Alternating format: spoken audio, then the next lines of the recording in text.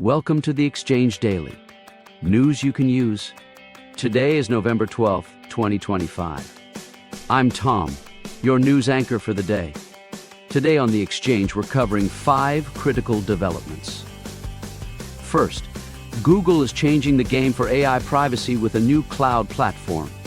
We'll also examine Microsoft's internal progress report on its massive security overhaul. Plus, we have an urgent cybersecurity alert from the federal government about 3 actively exploited flaws. Later, a foundational cybersecurity standard just got a major update focused on supply chain risk. And we'll wrap up with new data showing a massive surge in state-level AI laws.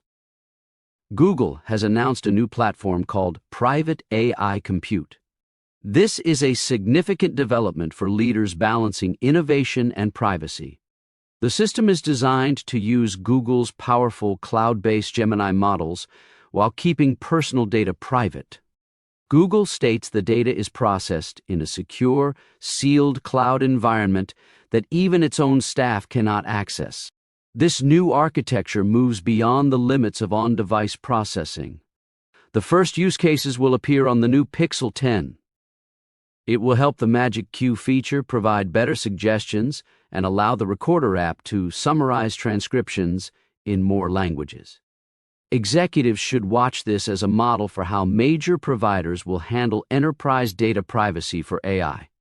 Moving on. Microsoft released a key progress report on its Secure Future initiative this week. This update shows how Microsoft is securing its own massive enterprise.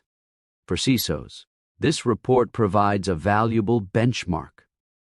Microsoft announced that 99.6% of its employees are now using phishing-resistant multi-factor authentication, or MFA. This is a critical milestone. The company also rolled out new training to 95% of its workforce to guard against emerging AI-powered cyber attacks. Microsoft is also turning these internal lessons into products. It is evolving Microsoft Sentinel into what it calls an AI-first security platform.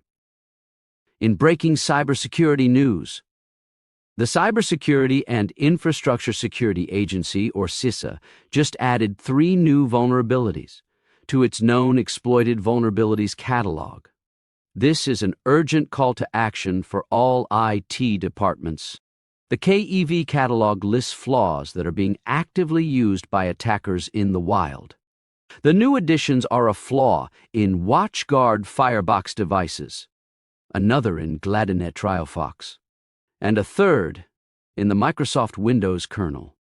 Federal agencies are required to patch these flaws by December 3rd.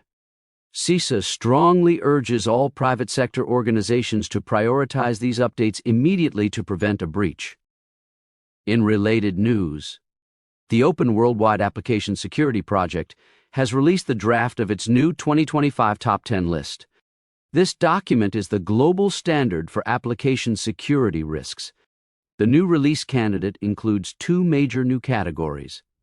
The first is software supply chain failures. The second is mishandling of exceptional conditions. The focus on supply chain risk reflects the growing threat from third-party code and compromised development pipelines.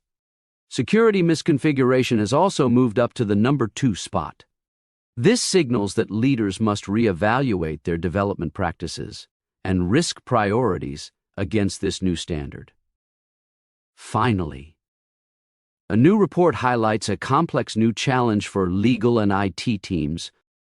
The National Conference of State Legislatures, or NCSL, reported on November 11th that AI regulation at the state level is surging.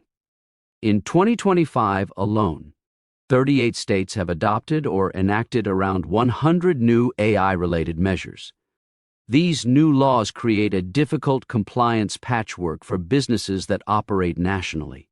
The rules are focused on key areas like the use of deepfakes in elections, consumer data privacy, and disclosures for chatbots. Chief compliance officers and CIOs must now track and implement AI governance on a state-by-state basis. That's the Exchange for today. Quick disclaimer and sources note. The author used AI in part to create this newscast. For the sources and why we included some topics and omitted other topics, see the notes that came with this audio. Our goal is to be transparent and show you how we source the info we used.